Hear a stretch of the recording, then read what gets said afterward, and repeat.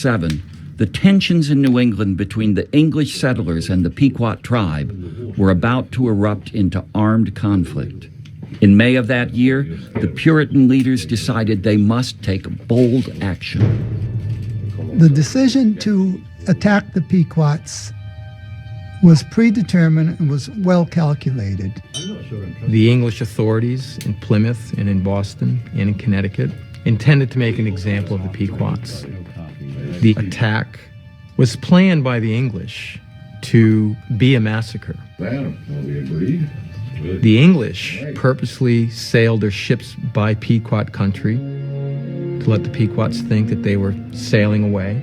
The English secretly landed in territory controlled by the Narragansett tribe, then marched overland toward Pequot country.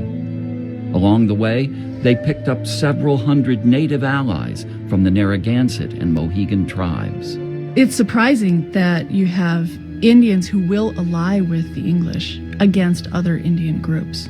That's one thing that people often don't know about these conflicts. We think that it's Indians pitted against Europeans, but it's much more complicated than that. The Pequot relationship with the neighboring tribes is very complex. Some tribes they were at war with, some they were allied with, some they subjugated. Prior to the attack on the Pequots, the leader of the Narragansett forces had told them that he would like for them to spare the women and children as Indian people usually did in their warfare. The English obviously agreed to this, or they wouldn't have gotten the participation of the Narragansetts and Mohegans. Traditional native warfare was very different than what you see in the Pequot War. Indian people, Mohegan Indian people, Narragansett people, none of them had any idea what they were getting into. May 26, 1637. In almost complete darkness, just before dawn, the English forces and their native allies, commanded by John Underhill and John Mason, quietly prepared to attack the Pequot fort at Mystic. Inside, hundreds of men, women, and children lay sleeping, about 1/3 of the entire Pequot tribe. You had a circular palisade, a wall that was built by tree stumps laid in a circle and pointing upwards and sharpened at the top. And that had 2 entrances at each side of the circle where the walls kind of overlapped each other, and there'd be just a space, wide enough for a person to get through. The English troops rose and they commended themselves to God.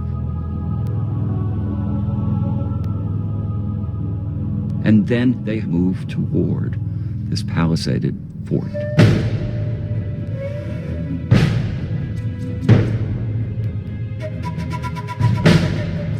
What they counted on more than anything was the element of surprise. If they could get in without being detected, they could achieve their goal of killing the inhabitants and taking away whatever spoils there were for themselves.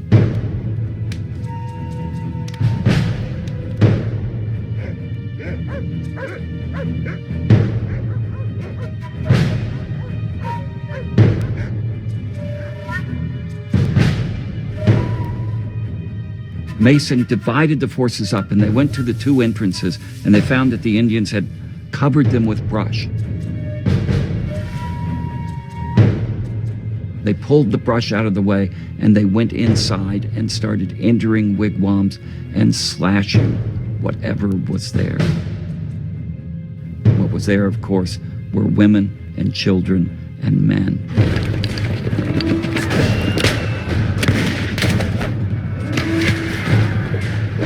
They met with very stiff resistance from the Pequot warriors.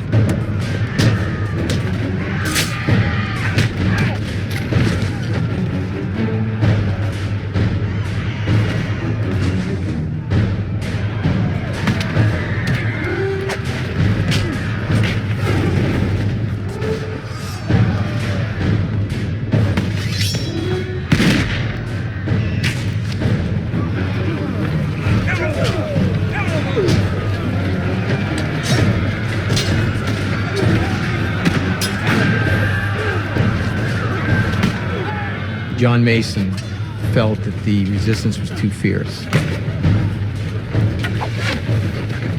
and he realized that they could not kill everybody by hand-to-hand fighting. So he ran inside, he got a torch out of one of the fires, and he came out and he yelled, "We must burn them."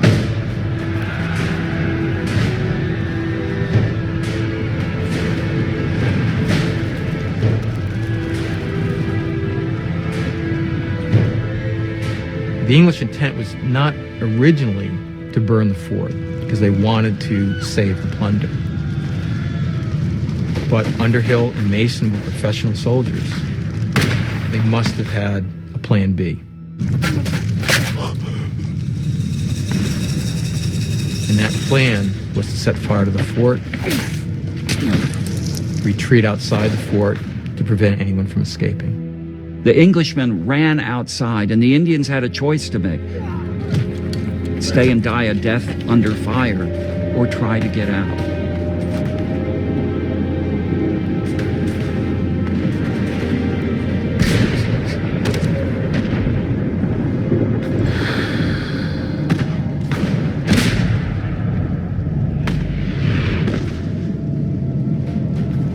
Those that tried to get out were either killed by the English, and if they got through that line behind them, there was a line of Mohicans who finished the rest off.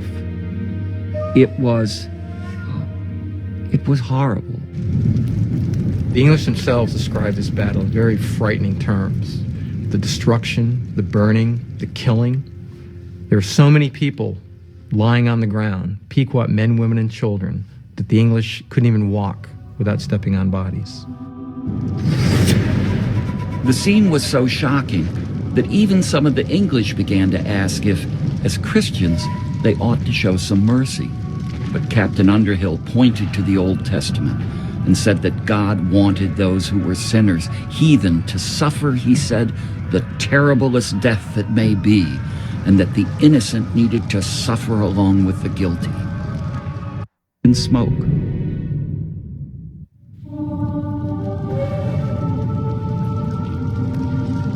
The massacre at Mystic took only 1 hour. 1 hour to kill hundreds and hundreds of Pequot men, women, and children. But it was far from over, as tribe members who were living nearby were about to find out. After the massacre, the other Pequot villages attempted to come to their rescue. They saw the smoke, and they immediately started to come towards the fort to see what had happened, because they knew their women and children were there. But they were too late. It was overwhelming for them. You have to understand that this is a moment for the Native people that was beyond their comprehension. They never fought wars to wipe out another group.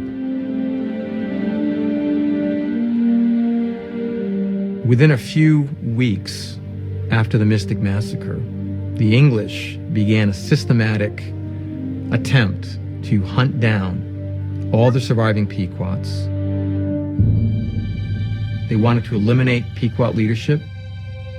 They wanted to make sure that the Pequots would never again come together and be a threat to them. John Mason summed up the aftermath of the Mystic Massacre in this way: "Thus did the Lord scatter his enemies with his strong arm. The Pequots now became a prey to all Indians. Happy were they that could bring in their heads to the English, of which there came almost daily to Windsor or Hartford.